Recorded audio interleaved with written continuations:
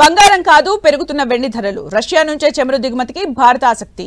ఉద్యోగాల తొలగింపులో మైక్రోసాఫ్ట్ బాటలోనే ఇంటెల్. ఇలాంటి ఇంట్రెస్టింగ్ బిజినెస్ వార్తలు ఇప్పుడు చూద్దాం. దేశీయ స్టాక్ మార్కెట్లు భారీ నష్టాలతో ఈ వారాంతాన్ని ముగించాయి. ముఖ్యంగా ఫైనాన్షియల్ స్టాక్స్ లో అమ్మకాల సూచీలపై ప్రభావం చూపాయి. దీంతో సెన్సెక్స్ 501 పాయింట్ల నష్టంతో 81,757 వద్ద ముగిసింది. నిఫ్టీ 143 పాయింట్ల నష్టంతో 24,968 వద్ద స్థిరపడింది. డాలర్తో రూపాయి మార్కం విలువ ₹86.16గా ఉంది. బంగారం స్వల్పంగా పెరిగాయి. 24 క్యారెట్ల 10 గ్రాముల గోల్డ్ హైదరాబాద్ లో 99,380గా ఉండగా 22 క్యారెట్ల గోల్డ్ ₹91,110గా ఉంది. ఇక వెండి మాత్రం జెట్ స్పీడ్ వేగంతో పెరిగిపోతుంది. ఇవాళ హైదరాబాద్ లో కిలో వెండి ధర 1,20,900గా నమోదైంది.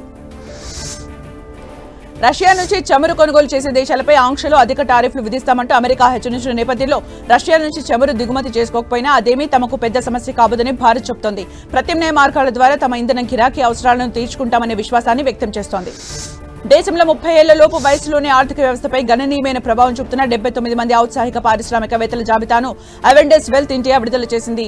గ్రోసరీ, ఆహార డెలివరీ అంకుర సంస్థ జెప్టో వ్యవస్థాపకులు కైవల్య వోహ్రా, ఆదిత్య పలిషా జాబితాలో తొలి 2 స్థానాల్లో నిలిచారు. వీరి వయసు కేవలం 22 ఏళ్లు మాత్రమే.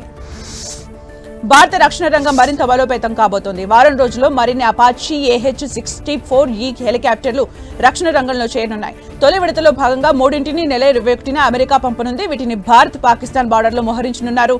మొత్తం 6 అపాచీ AH-64E హెలికాప్టర్ల కొనుగోలుకు 2020లోనే అమెరికాతో మన దేశం ఒప్పందం చేసుకుంది. ఐఫోన్ల ఉత్పత్తిలో భారత్ కొత్త మైలురాయి అందుకుంది. ట్రంప్ టారిఫ్స్ దెబ్బకు 2025 మొదటి 6 నెలల్లో భారత్లో తన ఐఫోన్ ఉత్పత్తి, ఎగుమతుల్ని గణనీయంగా పెంచాల్సి వచ్చింది. మార్కెట్ పరిశోధన సంస్థ కెనాలిసిస్ నివేదిక ప్రకారం భారత్లో ఐఫోన్ ఉత్పత్తి 53% పెరిగి 23.9 మిలియన్ యూనిట్లకు చేరుకుంది. ప్రపంచవ్యాప్తంగా టెక్ ఉద్యోగాల కోత కొనసాగుతోంది. ఆర్థిక అస్థిరతతో, గ్లోబల్ మార్కెట్స్ ఒత్తిడి, లాభాల క్షీణత, ఏఏ వినియోగం పెరగడంతో ఖర్చులు తగ్గించుకునేందుకు కంపెనీలు ప్రయత్నిస్తున్నాయి. చిప్ తయారీ సంస్థ ఇంటెల్ తన ఉద్యోగులకు షాక్ ఇచ్చింది. ఈ వారంలో 5,000 మందికి పైగా ఉద్యోగులను తొలగిస్తున్నట్లు ప్రకటించింది.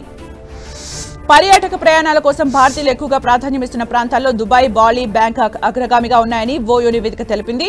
ఏడాది జనవరి, జూన్ మధ్య ఓయో యాప్ ద్వారా జరిగిన బుకింగ్ల ఆధారంగా ఈ విషయాన్ని వెల్లడించింది. దేశీయంగా 4వ అతిపెద్ద ఐటీ సేవల సంస్థ విప్రో ఏప్రిల్, జూన్ త్రైమాసికానికి ఏకీకృత ప్రతిపాదితన 3,336 కోట్ల నికర లాభాన్ని ప్రకటించింది. గత ఆర్థిక సంవత్సరం ఇదే సమయంలో నమోదైన 3,036 కోట్ల 60 లక్షలతో పోలిస్తే లాభం 9.8% పెరిగింది. పాల ఉత్పత్తుల సంస్థ హెరిటేజ్ ఫుడ్స్ రికార్డు స్థాయిలో ఈ ఆర్థిక సంవత్సరం మొదటి త్రైమాసికానికి 1,136 కోట్ల 8 లక్షల ఆదాయాన్ని ఆర్జించింది. క్రితం ఆర్థిక సంవత్సరం ఇదే కాలంలోని 1,032 కోట్ల 67 లక్షలతో పోలిస్తే ఇది 10% అధికం. వాతావరణ పరిస్థితులు అనుకూలించకపోయినా రికార్డు స్థాయిలో ఆదాయాన్ని ఆర్జించినట్లు కంపెనీ తెలిపింది.